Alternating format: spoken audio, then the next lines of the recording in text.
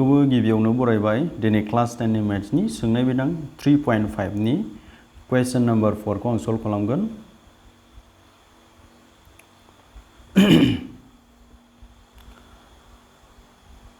बयखौबो गिबियावनो बरायबाय दिनै क्लास 10 नि मैथ्सनि सोंनाय बिदां 3.5 नि नैबे क्वेश्चन नम्बर 4 नि लास्ट क्वेश्चंस माने नैबे 4 नम्बरखौ आं सल्व खालाम 5 नम्बरखौ आं सल्व खालामगोन। सिगांनि भिडिअ आं नोंसोरनो नैबे 4 नम्बराव नोंसोरो जेसेबां क्वेश्चंस नुदों माने 1 निफ्राय लानानै 4 सिम आं बे गासैखौबो सल्व खालामखांजोब्बाय। जुदि नोंसोर नायनोब्ला नैबे खनानि लिंकआव थांनानै नायगोन आरो लोगोसे आं चैप्टार 1 निफ्राय लानानै बे चैप्टार 3. एक्सारसाइज 3.5 सिम जेसेबां माने भिडिअ बानायदोंमोन बेखौ नायनोब्लाबो नोंसोर नैबे खनानि आई बाटनाव थांनानै नायनो हागोन, नङाब्ला बे भिडिअनि डिसक्रिप्शननि गाहायाव लिंक मोनो।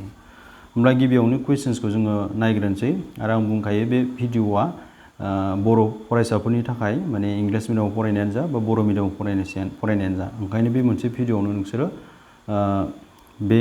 आं खालामनाय भिडिअनि गेजेरजों नोंसोरो एन्सारखौ मोजाङै बुजिना लानो हागोन माबोरै सल्व खालामनांगौ। होमबा नायलां गिबियावनो आं बर' मिडियामनि कुइसन्सखौ फरायग्रोगोन बिनि उनाव इंलिश मिडियामनि कुइसन्सखौ फरायगोन। होमबा नाय मोनसे आय दब्लायनि दब्लायथिया जुदि बिनि लावथायखौ 5 सानगुदि खमायनाय जायो आरो गुवारखौ 3 सानगुदि बारायनाय जायो अब्ला 9 बर्ग सानगुदि खम जायो। जुदि जों लावथायखौ 3 सानगुदि आरो गुवारखौ 2 सानगुदि बारायो अब्ला दब्लायथिया 67 बर्ग सानगुदि बाङो। आयत दब्लायनि देरथायखौ दिहुन। देरथाय माने कुइसन्सआ मिस्टेक जादों बियो। आं गिबियावनो बर' मिडियाम कुइसन्सखौ नायबाय, जों इंलिश मिडियामनि कुइसन्सखौ नायबा बुजिगोन बे मा सोंनाय जादों। आं कुइसन्सखौ बुजायना होगासिनो दङ, दायो जों इंलिश मिडियाम कुइसन्सखौ नायग्रोनि। स' इंलिश मिडियामनि कुइसन्सआ नै the area of a rectangle gets reduced by 9 square units if its length is reduced by 5 units and breadth is increased by 3 units. If we increases the length by 3 units and the breadth by 2 units, the area increases by 67 square units. Find the dimensions of the rectangle. So बर'नि dimensions को देरथाय होनना बुंदों, माने जोङो लावथाय आरो अरथायखौ दिहुननांगौ। अके, स' नोंसोरो एन्सारखौ बोरै सल्व खालामनांगौ बेजों लोगोसे आङो गिबियावनो कुइसन्सखौ माब्रै सल्व खालामनांगौ बिनि आयदाखौ बुंग्रोनि। नाय जोंनाव मा सोंदों, आय दब्लायनि देरथायखौ दिहुन होनना बुंदों, माने आय दब्लायनि लावथाय आरो अरथायखौ जोंनाव सोंदों। जायखौ सोंदों जों बेखौ हमनानै लानांगौ। अके, ओंखायनो जों गिबियावनो हमना लाग्रोगोन। नाय आं माबायदि हमना लाग्रोगोन बिनि उनाव आं कुइसन्सखौ बुजायगासिनो दं, नायलांबाय था। स' जोंखौ गिबियावनो बेखौ सोंदोंमोन, ओंखायनो आं बेखौ हमना लाबाय। नाय हमबाय बर' मिडियामना, इंलिश मिडियामना लिट आयतनि लावथाय the length of rectangle be equal to मा लिट एक्स मिटार। बेनिफ्राय आयतनि अरथाय the breadth of rectangle be y metre. जायखौ सोंदों जों बेखौ हमनानै लाबाय। दानिया फैदो कुइसन्सआव। स' कुइसन्सखौ बुजिनो थाखाय बेखौ नाय, जोङो मा होननानै हमना लाखो, बे मोनसे आयत दब्लाय दे।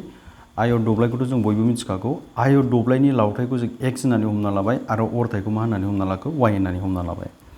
दा मा होनना बुंदों कुइसन्सआव, जे आयत दब्लायनि लावथायखौ खमायदोंनो, बेसे खमायदोंनो 5 खमायदों। सिगाङाव जोंहा बेनिफ्राय बेसिममोन। अके, दायो जेनेबा बिनिफ्राय बिसिम जाबाय। आरो मानो जाखो खमायनानै, जोंहा बिनिफ्राय बिसिममोन बावना हरनै, बिनिफ्राय बिसिम एक्समोन, दायो खमायनानै बिनिफ्राय बिसिम फैबाय। माने जों बेसे खमायखो, बिनिफ्राय बिसिम जोंहा 5 मोन, बे 5 खौ जों गारबाय। 5 सानगुदि खमायदोंनो, माने 5 इउनिट्स खमायदों। खमायदों होनोब्ला जेब्लाबो माइनास जायो, गोसोआव लाखि। जेरैहाय नाय नोंसोरो, नोंनाव हमना लाबाय 12 थाखा फैसा दंमोन, नोंनाव जुदि 5 थाखा खमायबा, थाइबा खमायबा जों माइनास खालामनांगोन ना नाङा? नोंनाव बेसे थागोन, 7 थाखा थागोन ना? खमायदों होनबा जों मा खालामनांगौ, माइनास खालामनांगौ। ओंखायनो गोसोआव लाखि जे जोंहा लावथाया एक्समोन, 5 सानगुदि खमायनाय लोगो लोगो जोंहा मा जागोन, एक्स माइनास 5। थिग बेबायदिनो जोंहा अरथाया बेसेमोन, अनलि वाइमोन। वाइमोन, नाथाय बारायदेरदों। बेसे बारायदों, 3 सानगुदि बारायदों। माने नैबेनिफ्राय बेसिमल'मोन जोंहा, बेनिफ्राय बिसिम 3 सानगुदि बारायबाय। थारमाने अरथाया बेसे जाखो बिदिब्ला, नैबेनिफ्राय बिसिम बे जाबाय अरथाय, माने जोंहा बेसे जाखो अरथाया वाइ प्लास 3। बारायदों होनब्ला जोंहा प्लास जागोन। गोसोआव लाखि, बिनिफ्राय बिसिम वाइल'मोन, जेब्ला बिनिफ्राय बिसिम 3 बारायो अब्ला जोंहा मा जागोन, अरथाया वाइ प्लास 3। आं सानो बुजिबाय नोंथांमोना। जेरैहाय जों जेनेबा हमना लाबाय अरथाया, हमना लाबाय नोंनाव 15 सेन्टिमिटारनि मोनसे स्केल दंमोन, बेखौ नोङो 3 सेन्टिमिटार बारायदेरबा बे स्केला बेसे जागोन 18 सेन्टिमिटार जागोन ना जाया बे रोखोमनि आरो नोंहा अरथायाव वाइल'मोन खिन्थु बेखौ 3 बारायदेरनाय लोगो लोगो नोंहा अरथाया मा जाखो वाइ प्लास 3 जेरैबाव 15 प्लास 3 जादों अके बे जाबाय फार्स्ट कन्डिशन ओंखायनो जोङो गिबियावनो कुइसन्सखौ बुजिग्रोना लाबाय बेनिफ्राय सेकेन्ड कन्डिशनखौ जों उनाव बुजायगोन नायबाय था नाथाय बिनि सिगां नोंथांमोननो मोनसे बाथ्रा खिन्थानो सानो जे आयत दब्लाय होनोब्ला आयत दब्लायाव मोननै बुस्थु थायो दे लावथाय आरो अरथाय बिदिब्ला बे आयत दब्लायनि दब्लायथिया बेसेबां बेखौसो नांगौ जोंनो आयत दब्लायनि दब्लायथिनि फर्मुलाया गोसोआव दंना लावथाय सानजाब अरथाय लावथायजों अरथायजों सानजाबबानो जों मोनसे आयत दब्लायनि दब्लायथिखौ मोनो होमबा जों बावहाय लावथायखौ मा होननानै हमखो x आरो अरथायखौ मा होननानै हमना लाखो y होमबा जोंहा लावथाय आरो अरथायजों सानजाबना मोननाया बेसे जागोन xy होमबा नाय सिगाङाव खमायि समावहाय जाय समाव नोंनि जेबो खालामाखैमोन बै समाव दब्लायथिया बेसे जागोन बै समाव दब्लायथिया xy जागोन गोसोआव थाबायना मा जागोन xy जाबाय जेबो खालामिनि समाव बिनि दब्लायथिया बेसेबांमोन दायो जिहेतु बे दब्लायथि लावथायखौ खमायबाय अरथायखौ बारायबाय ओंखायनो दब्लायथिया सोलायसिगोन माबायदि सोलायगोन नायलांबाय थादो दाना बे फर्मुलाखौ बाहायनानै जोङो दिहुनसिगोन अके नाय आं मा लिरगोन सोंलु बायदिब्ला इंलिश मिडियामफोरना एकर्डिं टु कुवेश्चन्स बेखौ लिरना होबानो जाबाय सोंलु बायदिब्ला मा होनदों नाय जोंहा जेब्लानाखि लावथायखौ 5 सानगुदि खमायो आरो गुवारखौ 3 सानगुदि बारायो अब्ला बेसे खम जायोनो दब्लायथिया 9 बर्ग सानगुदि खम जायो माने सिगांनिख्रुइ 9 खमायो बुजिदोंना सिगांनिख्रुइ 9 खमायो होमबा जों मा लिरनो हागोन गिबियाव नैबेखौ लिरनो हागोन xy minus x minus 5 y प्लास 3 इक्वल टु 9 मानो बेखौ लिरनो हाखो आं बुजायगासिनो दं नाय xy मा अरिजिनेल दब्लायथि माने सिगांनि दब्लायथि दे बियो एरिया अफ द अरिजिनेल रेक्टेंगल माने सिगाङाव जेबो खालामै समाव बिनि दब्लायथि बियो एरिया बियो दे नैबे जाबाय मा बियो बे जाबाय खमायनानै सोमजिनाय दब्लायथि नाय माबोरै जाखो आंनिबो बुजायगासिनो दं नोंसोरखौ जोंहा लावथाया खमायनानै बेसे मोनखो x माइनास 5 मोनबाय नङा होमबा अरथाया खमायनानै ब्रेडा बारायनानै बेसे जाखो y प्लास 3 जायाखै होमबा बिनि दब्लायथिया बेसे जागोन बिनि दब्लायथिया फर्मुला मथे मा लावथाय इनटु अरथाय सोलायनाय दब्लायथि दे बियो सोलायनाय दब्लायथि सोलायनाय दब्लायथिया मा जागोन लावथाया जाबाय जोंहा x माइनास 5 लावथायखौ जों मा मोनदों x माइनास 5 मोनबायना खम सोलायनानै नै बेनिफ्राय अरथाया बेसे y प्लास 3 अरथाया बेसेमोन नैबे y प्लास 3 मोन बे जाबाय बारायनानै सोमजिनाय अरथाय बे जाबाय खमायनानै सोमजिनाय मा लावथाय होमबा बिसोर मोननैजों सानजाबनानै होबानो माल्टिप्लाइ खालामना होबानो जोंहा दब्लायथिया बेसेबां बेखौ मोनो नालाय ओंखायनो जोंहा बे जाबाय मा सोलायनानै सोमजिनाय दब्लायथि बे जाबाय अरिजिनेल दब्लायथि माने सोलायै समाव बिनि दब्लायथिया बेसेमोन एरियाया बेसेमोन बेनिफ्राय बे जाबाय मा सोलायखांनानै सोमजिनाय जानाय दब्लायथि होमब्ला अरिजिनेल दब्लायथिनिफ्राय चेन्ज जानाय सोलायनानै सोमजिनाय दब्लायथिखौ माइनास खालामबानो नों बेसे खमायदों बेखौ मोनगोन ना माइनास खालामबानो जेरैहाय नाय हमनानै लाबाय नोंनाव 100था दाउ दंमोन दाउ अके दा नोङो फाननानै दाउखौ खमायबाय हमना लाबाय नोङो 70था दाउ फानबाय होमबा नोंनाव बेसे खमायखो दाउआ 70था खमायबायबा बेसे थाबावखो नोंनाव 30 थाबावबायना 30 थायाखै होमबा थिग बेबायदिनो आरो बेवहाय मा होनना बुंदों जे जेब्ला दब्लायथिखौ लावथायखौ खमायनानै अरथायखौ बारायो अब्ला दब्लायथिया सोलायबाय नङा होमबा बै दब्लायथिखौ सोलायनानै नायोब्ला नुबाय जे बेसे सोलायदों 9 सोलायदों नै 9 बाव होनदोंना बेसे सोलायदों 9 बर्ग सानगुदि खम जायोनो माने खम जाबाय जेरै बेवहाय जोंहा बेसे खम जादों दाउनि खोथायावबा नै बेवहाय बेसे खम जाखो दाउआ 30था खम जाबायना माने जोंहा 100निफ्राय 70आव फैबायबा 100निफ्राय 70आव फैबाय आरो जेनेबा होमबा 100निफ्राय 70आव दाउआ थाफैबाय होमबा बेसे खमायखो 30 खमायबाय बा 100निफ्राय 30आव थाफैबाय दाउआ होमबा बेसे खमायखो 70 खमायबायना होमब्ला 100निफ्राय 70आव थाफैबायब्ला 100निफ्राय 70खौ माइनास खालामबाथ' खमायनायखौ मोनगोन ना बुजिबायना थिग बिदिनो बावबो जोङो नैबे अरिजिनेल दब्लायथिनिफ्राय बे सोलायनाय दब्लायथिखौ माइनास खालामनानै बेसे सोलायखो जोंहा दब्लायथिया बेसे खमायखो जों बेखौ मोनगोन अके ओंखायनो जों बेवहाय मा लिरदों 9 लिरदों बे जाबाय अरिजिनेल दब्लायथि बे जाबाय सोलायनानै सोमजिनाय दब्लायथि अरिजिनेल दब्लायथिनिफ्राय सोलायनानै सोमजिनाय दब्लायथिखौ माइनास खालामबानो जोंहा बेसे खमायखो जों बेखौ मोनगोन अके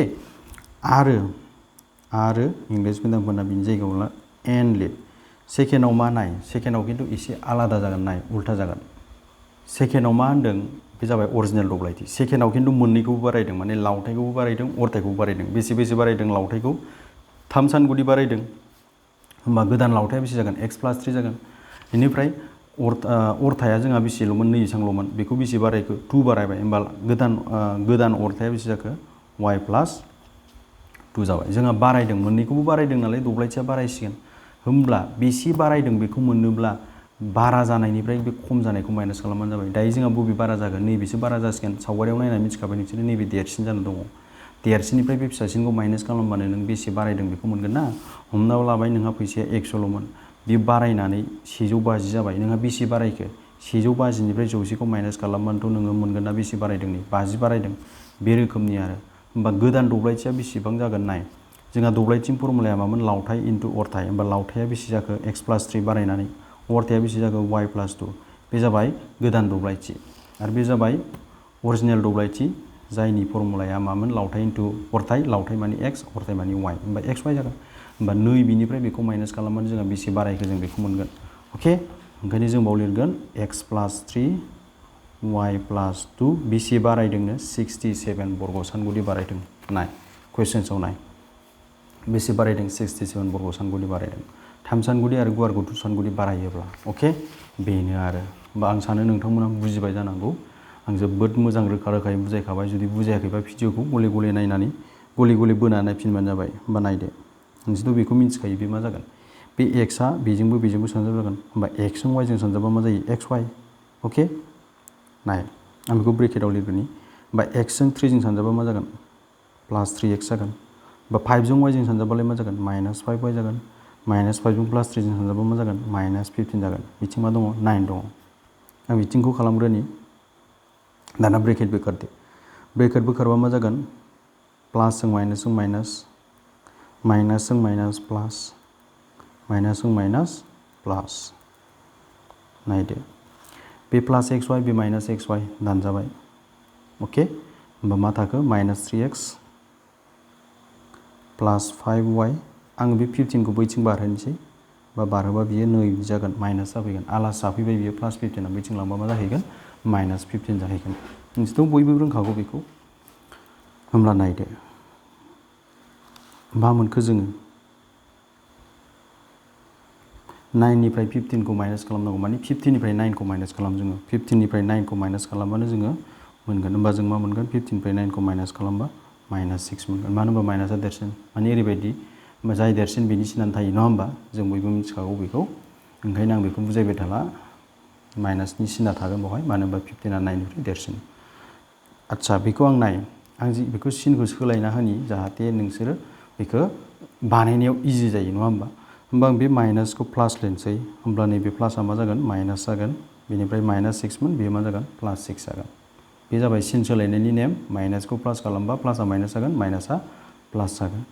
बेखौ आं समानथाय 1 होनसै थिग बिदिनो बेयावबो एक्सजों वाइजों सरि 1 मिनिट मिस्टेक जाबाय बेयो आं बेखौ नैबाव लिरनोसै दे जोबोद गोरोन्थि जाबाय बेयो नैबाव x+3 y+2 बे जाबाय गोदान दब्लायथिमोन ना जोंहा नाय गोदान दब्लायथिया बे x+3 y+2 बे जाबाय गोदान दब्लायथि बिनिफ्राय बेखौ माइनास खालामनांगोन जों -xy बेसे बारायदों 67 माने आं दहाय बुजायनाय बायदि देरसिननिफ्राय फिसासिनखौ माइनास खालामनांगोन जों होमबानो बेसे बारायदों जों बेखौ मोनगोन अके होमबा नाय बेजों xy बेनिफ्राय एक्सजों 2जों 2x 3जों yजों सानजाबदो 3y मोनगोन +2जों +3जों सानजाबा जों +6 मोनगोन माइनासआ माइनास xyआ xy 67आ 67 होमबा नायदो नोङो बे +xy बे -xy दानजाखाबाय नोङो मा थाखो 2x + 3y बे 6खौ आं बैथिं लांसै 6खौ बैथिं लांबा बे मा जागोन माइनास जाहैगोन ना बे +6 बैथिं आलासि सानलांबा माइनास जाहैबाय बे मा थाखो नोंहा मा थाखो बेयो 61 थाबाय बेखौ मा होदो समानथाय 2 दानिया नायदो दानिया नों मा मेथडजों खालामो नोंनि गोसो ना फज'स्लायनायजों खालामो ना खोमोरनायजों खालामो ना माबाजों खालामो दानखाव सानजाब आदबजों